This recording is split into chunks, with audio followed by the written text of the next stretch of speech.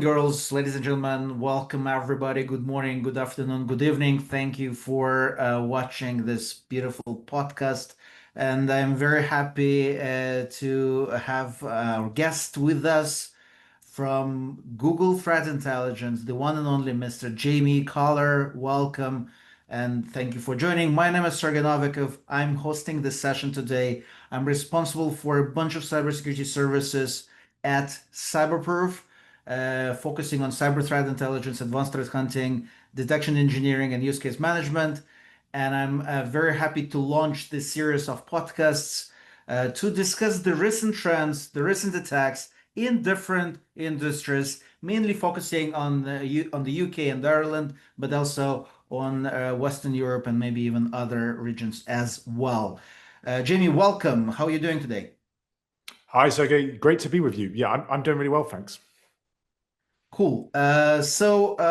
Today I'd like to launch this series talking about the most relevant, I think, story, which like and everybody's discussing. There are so many different publications around the retail resilience in the UK. So um, during the couple of last months, there was a wave of different attacks on UK retailers. So today we're going to cover what has happened, how it was executed, and what retail cybersecurity leaders must do now. So if you can make a quick summary, what was the hype out of the story? Yeah, so what we've seen in the last few months is a threat actor we refer to as UNC 3944. A lot of people will have read this actor referred to as Scattered Spider, that has conducted a wave of ransomware operations across the retail sector, largely focused on UK organizations, but then expanding into other areas such as the US. And I think that's really created a conversation around security, around ransomware, a lot of reports and stories, images being circulated of empty shelves at some of these victims, stories about the time it's going to take for these systems to recover. But I guess my reflection is we're talking a lot about these individual victims, and I think there is an opportunity for retail to really zoom out and look at some of the kind of the broader shifts going on right now. I think clearly one of the big takeaways for me is this new focus or this renewed focus on identity. You know, these actors aren't necessarily dropping malware and phishing emails. They're going to help desks, and the parts of an organizations that are by definition designed to help their employees, they're gaming that part of the system, and they're actually using those help desk employees to get access to get multi-factor authentication devices set up, all of those sorts of things. And I think that's a really important takeaway, because in many ways, it's not just a security responsibility. You could argue it's actually an HR or an IT function. And it really highlights for me the need for security to be embraced across the organization. I think the other thing, we might get into how the landscape is shifting, but this is a threat actor that embraces targeting organizations on their digital transformation. They're very comfortable in targeting organizations' cloud, their SaaS. They will often get into kind of identity access management platforms and then use that to pivot into different SaaS providers that can be linked to any account. Very comfortable in targeting an organization's outsourcers. So as any organization works with cloud providers, embraces diverse supply chains, what we're going to see now is many actors like UNC 3944 following them on that journey, and really important for organizations to be aware of the associated risks with kind of expanding their supply chain. Listen, you're right. And again, today, from what we've heard as well, it's not only retail anymore. So Scatter Spider focused on retail sector like a lot of maybe months ago, back in May, beginning of June. But then they focused on insurance companies, then they focused on financial sector, and now even on airlines and aircrafts and airports all around the world. So, like, if I may ask again, what what do you think about like why those specific industries? Why retail and why such a huge focus on retail? What is the weakest link in retail? And then switching from one industry to another. What is the main kind of a purpose behind and any reasoning behind? Yes, so what we've seen with UNC 3944 in the past is that they do have this track record of conducting a wave of operations against a specific industry. So we've seen them do that in the kind of the food industry and in finance industry in the past. So in many ways, this is a part of their modus operandi. It might be that they're targeting certain systems, they're creating certain phishing emails, and it makes sense to kind of do all of that at once, kind of conduct a large piece of reconnaissance and kind of have that economy of scale before moving on to a new sector. But I think you raise a really important question about the sector-specific nature of the threat landscape. And actually, for me, interestingly, retail is an area where a lot of the threats aren't going to be sector-specific. That actually many ransomware operations, which I would argue is by far the top threat to retail, those threats are sector agnostic. They're going after anyone and everyone, large and small organizations. So I think retail, as well as many other industries, do need to take quite a wide aperture. And I would be far more interested, if I'm a retailer, in which ransomware groups are active right now versus just which are targeting retail. We'll often talk to organizations. We might speak to a German retailer or a French technology company, and they'll say, I want to only know the threats to German retail companies. And frankly, if that's your approach, then you're going to miss a lot of the threats that are going to impact you. So I think there is also a lesson with ransomware about taking that slightly wider aperture and just being interested, certainly if ransomware is just what's active, and using that as your kind of anchor. Yeah, Jamie, I agree with it 100%. And to add to this, I want to say that I suppose that, like, again, different enterprise retailers are particularly vulnerable due to their vast customer database on one hand, a complex this omni-channel operations on the other hand, legacy infrastructure that cannot like reasonably defend against all those sophisticated threat actors. So it's a combination of different kind of factors and weak links. That I suppose, from at least our perspective, was the main reason why there was such a huge wave on specifically retail sector. Do you agree, not agree, or do you have any other reasons behind? Yes, I think the valuable customer data is absolutely a big driver there. But I think you're absolutely right as well in the complexity of the supply chain landscape and all of those different factors. As much as I think there's a great story to tell about cloud increasing security and having a lot of security benefit, a lot of retailers will have this twin challenge where on the one hand, they've got all of this kind of legacy system, maybe if they've got manufacturing related systems as well, a lot of that kind of very legacy systems alongside now having a kind of modern infrastructure, cloud infrastructure wing.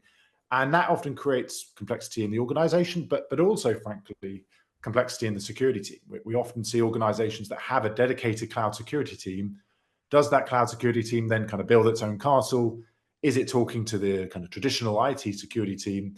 Well, they need to, because actually a lot of these ransomware groups are pivoting between on-prem and cloud all the time. So if you don't have a joined up approach, then you're going to be in trouble. And then the other thing that we're tracking that's impacting retailers is the way that supply chain compromise is conducted has changed. So if we think of, say, SolarWinds, the old way of doing supply chain compromise was target one of these big software providers and push a malicious update through, a SolarWinds or kind of established technology provider. That is still absolutely going on. But what the numbers suggest is the real problem right now is targeting developer environments. Why target a big software provider when I can go after a GitHub repository, an open source library managed by one or two people and compromise some of that open source kind of code that's used by a bunch of developers? A lot of retailers really embracing, pushing out new apps, pushing out new technological offerings to their customers. And with that, they're going to be using a lot of those developer tools. And that's kind of posing an additional challenge as well. And again, to make it a little bit like kind of an actionable discussion for our audience, from your perspective, what kind of lessons can be learned from this recent attacks on supply chain platforms that mainly disrupted major grocery chain retails, and how can all those enterprise organizations better understand their weaknesses and challenges? If you can sum it up from what were the lessons learned and how can they adapt? Yeah, well, I think there's a few things. I think first of all on supply chain, and I'd be interested in your views on this, Sergey. I personally don't think you vet your way out of that problem. Right? You can ask your suppliers, are they doing X, Y, Z on their security? But I think, frankly, I would operate on a basis that there could be compromise inserted through those areas. We're in an area where we're seeing more supply chain compromise, more zero-day exploit. So we have to move to a model where we assume initial access and we have kind of multiple hurdles of defense along the way. I think there is another thing, a big thing that we're advocating for within Google Cloud is having some of that kind of cloud native kind of security solutions as well. You've got all of these different areas in your network. Is it realistic to deploy EDR on all these legacy systems and all this complexity? One thing we've not discussed, a lot of retailers are frequently doing mergers and acquisitions, which creates all this kind of messiness of different systems, different providers. So I think one thing we're seeing is actually if you focus rather on say EDR deployment, if you've just got that observability and that's kind of pushing into a SIEM cloud native view, and then you're doing a lot of the analysis there, you're looking for the red flags there, you're overlaying all of that observability with threat intelligence, with kind of AI to kind of really kind of triage a lot of that. Then for me, that feels like a more pragmatic solution. It's something that we're certainly seeing organizations have a lot of benefit from. Listen, I would like to add to this just few also, in my humble opinion, quite useful tips, tricks. I don't know. First, it's about like again implementation of zero trust segmentation. Like especially in those kind of a hybrid environments with different third-party vendors, supply chains, and so on and so forth. Harden your virtual infrastructure, like VMware SXI, which was compromised. This is like one of the key targets and one of the key missions. To deploy, I don't know, phishing resistant MFA, like different hardware tokens and monitor identity systems for different anomalies. Test your response plans, do regular tabletop exercises, pen testing, and so on and so forth. Include, I don't know, impersonation as one of the weakest link here, and internal communications compromise into different kind of again pen tests or tabletop exercises. And finally, one of the key things I'm not tired to repeat over and over again: train your staff continuously, using all those kind of threat intelligence insights, the news from the media. So especially to recognize those kind of fake IT requests via Teams, phone, emails, remote management tools, and so on and so forth. So this is kind of a key things, key advices, at least from our side, which in my humble opinion, actionable and not necessarily easy to implement, but slowly they need to improve their defensive posture. Anything you want to add to this, Jamie? No, I mean, I completely agree. And what I like about a lot of those measures that you discussed is it makes me think that actually we're very empowered to improve security. You've offered there some really practical solutions. You're not saying, we need to go and buy these shiny new objects, this new kind of solution that's kind of over promising and under delivering. These are basic security controls. Now, as you rightly highlight, this isn't necessarily easy. If you've got many different entities, if you've done all these acquisitions, you've got disparate security teams, there is a challenge of execution, but I don't think there is a challenge in the solution being this mysterious thing that we don't know what it is, right? So I think with that commitment to security fundamentals is really vital and something that we just so often miss. I think especially right now with all the excitement of new technology.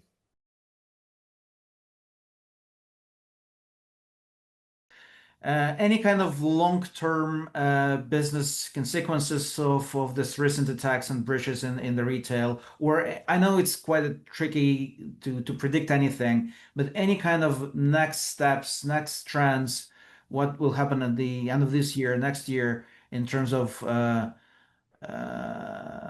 similar attacks or some different attacks into this retail industry? Yeah, I mean, it's probably not a particularly crazy prediction, but I do just think this renewed interest in identity that, if a threat actor doesn't need to move through a complex attack lifecycle, if they can simply log in, then a lot of the work is already done for them. We've seen a huge amount of info stealers that are stealing login credentials. A lot of the big compromises are leveraging, stolen credentials, info stealers. A lot of these logs available online. A lot of the ransomware we see in retail facilitated via stolen credentials. So for me, that is clearly, as we move into kind of modern infrastructure, if you think of identity and access management providers, how that might then provide access to all these different SaaS platforms, that is clearly the direction that we see multiple threat actors moving. In some ways, that makes me optimistic, because there is a lot we can do to defend that identity. But I do think we will see plenty of organizations caught out there if they've not really taken that seriously. We still see a lot of security leaders in retail saying, we'd love to have a better MFA solution, but there's these bunch of other parts of my organization that hate it. They think it's too inconvenient. They're asking what's going to happen if I lose my security key, etc. So actually, one thing I hope from the recent incidents is that there will be more of a conversation around things like MFA, and that you'll get boards and C-suites interested in that and being more supportive of that.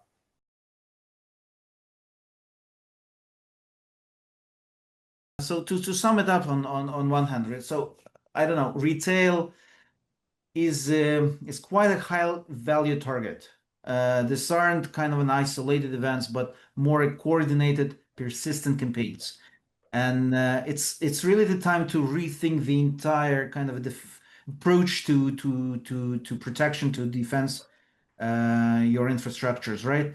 So our key takeaway here is beef up vendor oversight, enforce strong staff verification, embed threat hunting, tabletop drills, cyber threat intelligence, close PCI gaps, zero trust, and yeah, slowly, hopefully, to move to a better world. Like with all the kind of those recent news we've seen mainly on a daily basis, it brings also awareness. It brings us to understanding the challenge and the problem to better address it, in my humble opinion. Any kind of final comments from your side, Jamie? No, I think I agree, and I think that hopefully where we've got to is that there's a lot that retailers should feel that they can do to address this security threat and situation. So ultimately, we talk a lot about threats and can always feel that bad news, but I do think that there is some really kind of positive action items that any retailer can take away. We're together on the quite optimistic side, and I really appreciate this from you today. It was a great pleasure to have this quick conversation. Sergey Novikov, CyberProof, Jamie Collier, Google Threat Intelligence. Really appreciate your time, your opinions and insights, and I think we gave kind of a nice, actionable recommendations to try to raise the awareness for our audience today. Thanks, Sergey. Great to be here. Thank you.